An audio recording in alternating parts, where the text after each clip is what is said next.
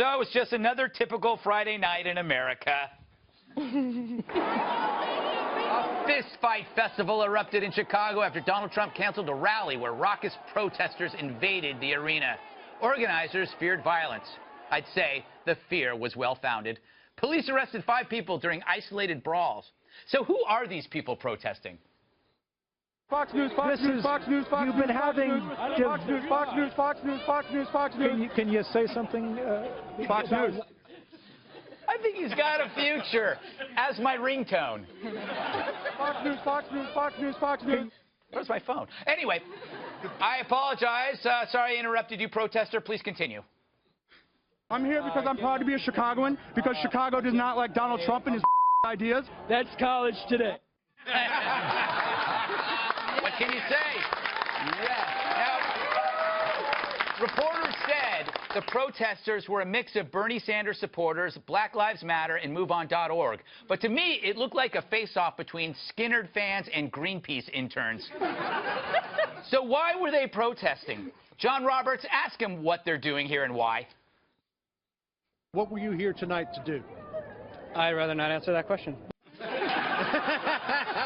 So these protesters won't express themselves on camera, but they will happily silence everyone else.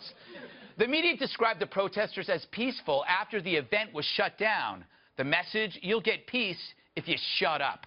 The left suppresses speech through disruption. Oh, they will preach dialogue unless it happens to involve you. But shouting "we won" after silencing others only says you're a wimp. And it helps Trump, not the protesters, exposing the intolerant PC movement in full glory. Trump had this to say today. We cannot let our First Amendment rights be taken away from us, folks. We can't let it happen. We can't let it happen. We have a right to speak. I mean, we are law-abiding people. We're people that work very hard. We're people that have built this country and made this country great. And we're all together, and we want to get along with everybody. But when they have organized, professionally staged wise guys, we've got to fight back. We've got to fight back. You see how white his background was? Clearly a racist. His opponents say this. When you have a campaign that affirmatively encourages violence, you create an environment that only encourages this sort of nasty discord. There are consequences to these words. There really are. Presidents and presidential candidates cannot just say anything they want. Frankly, Donald has created a very toxic environment. What was the question? Anyway, here are my thoughts. Yeah, I saw the fights at the rally over and over and over again. I saw more of this guy than I saw my family the entire year.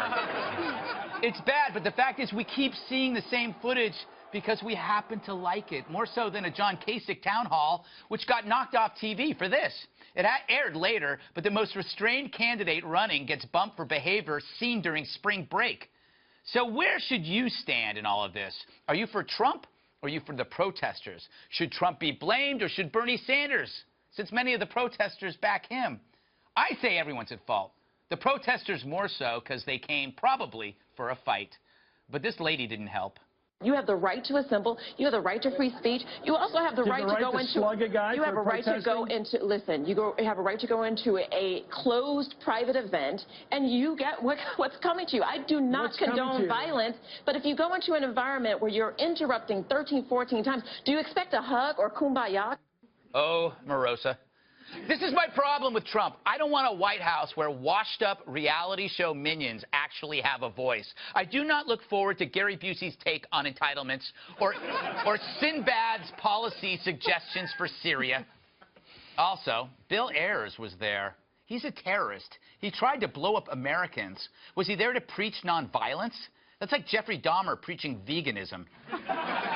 I go by the Bill Ayers rule. If he shows up to support a cause, you must embrace the opposite.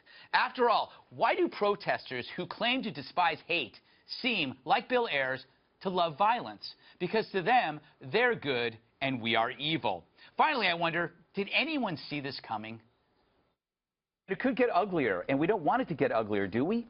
But it could. It really could. We're watching tempers flare everywhere, not just between left and right, between right and right. And until we actually kind of like speak honestly about what's going on, it's going to get bad. Bright guy. Pretty good looking, too, I might add. I think he works out.